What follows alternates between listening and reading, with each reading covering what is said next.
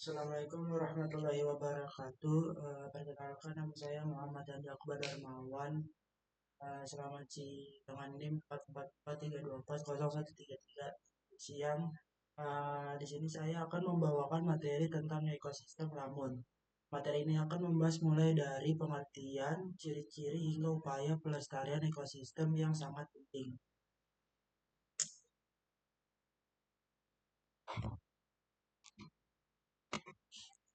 Next, pengertian ekosistem lamun. Padang lamun adalah salah satu jenis ekosistem laut dangkal yang unik karena didominasi oleh tumbuhan lamun atau seagrass. Berbeda dari alga, lamun adalah tumbuhan sejati yang memiliki akar, batang, dan daun, serta hidup sepenuhnya di bawah air laut dan bisa melakukan fotosintesis. Kita next lagi.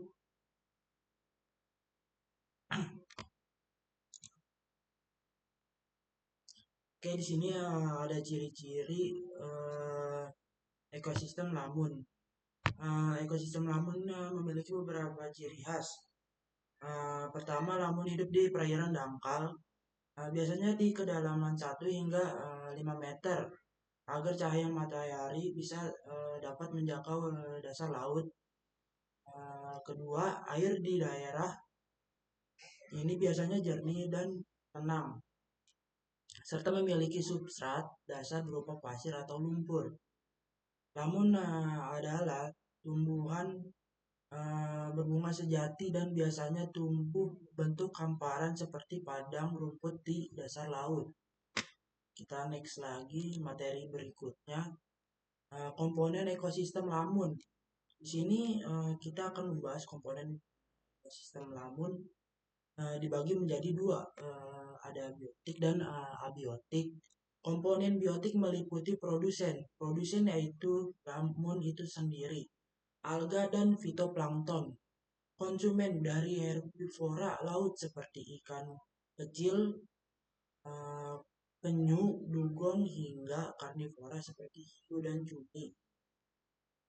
Dan yang ketiga ada decomposer, yaitu bakteri dan jamur laut yang mengurai sisa makhluk hidup.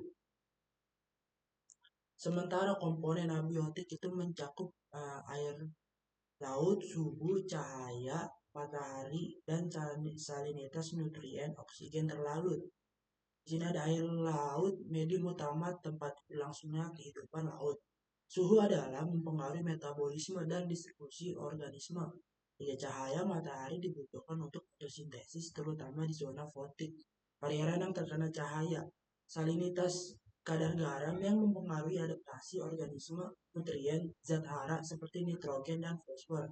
Untuk pertumbuhan organisme, oksigen terlarut penting untuk respirasi organisme laut, tekanan air dan arus laut yang yaitu mempengaruhi gerakan dan adaptasi organisme. Oke, kita next lagi. Slide 5. Kita ada rantai makanan dalam ekosistem laut yang seperti saya sebutkan tadi, ada rantai makanan. Dari pertama itu ada matahari. Matahari yang dimanfaatkan oleh lamun sebagai produsen seperti saya sebut tadi. Kemudian lamun dimakan oleh ikan herbivora. Contohnya ikan-ikan yang seperti ikan barakuda.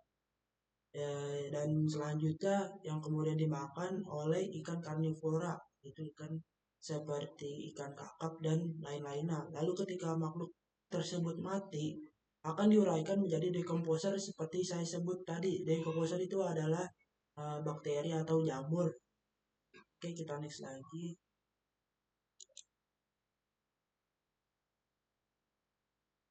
Di sini adalah manfaat ekosistem lamun. Manfaat ekosistem lamun banyak manfaat ekologis dan ekonomisnya. Secara ekologis, lamun menyerap karbon dioksida adalah karbon sink. Lamun menyerap karbon dioksida dari atmosfer dan membantu mengurangi pemanasan global. Penghasil oksigen seperti tumbuhan darat, lamun menghasilkan oksigen melalui fotosintesis. Yang ketiga, pelindungan pesisir. Akar lamun menahan sedimen dan mencegah erosi pantai. Yang keempat, penyaring air. Lamun membantu menyaring air laut dan menjaga kejernihannya. Dan kelima, habitat biota laut menjadi tempat hidup berkembang biak dan berlindung bagi berbagai makhluk laut ikan seperti ikan, udang, penyu, dugong, dan lain-lainnya. Dua, manfaat ekonomisnya juga banyak. Sumber penghasilan mendukung nelayan dengan menyediakan habitat ikan, kerang, dan udang. Wisata bahari seperti menjadi daya tarik untuk snorkeling, diving, dan ekowisata.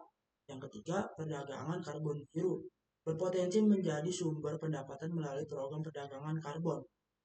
Empat, bahan pendidikan dan penelitian digunakan penelitian laut dan edukasi lingkungan seperti penelitian pada mata kuliah tertentu seperti ekobar bisa bisa.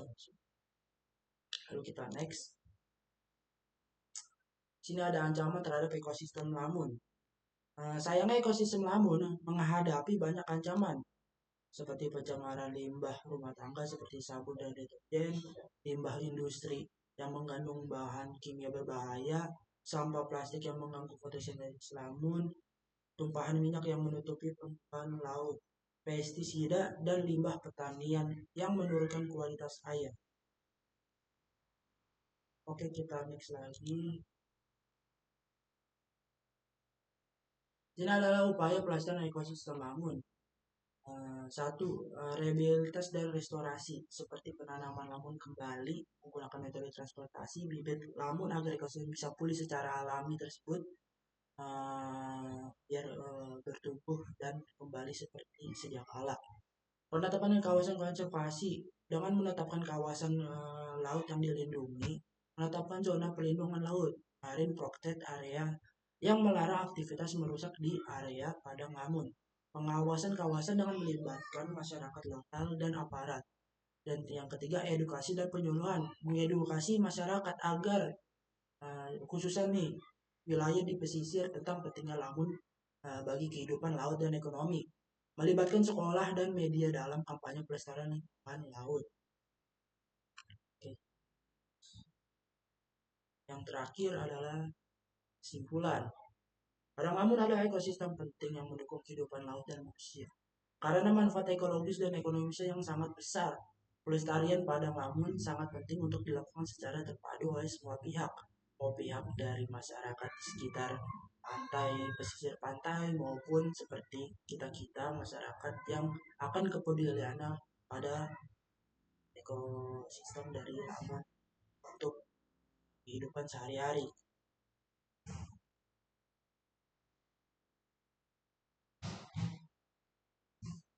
Kita next.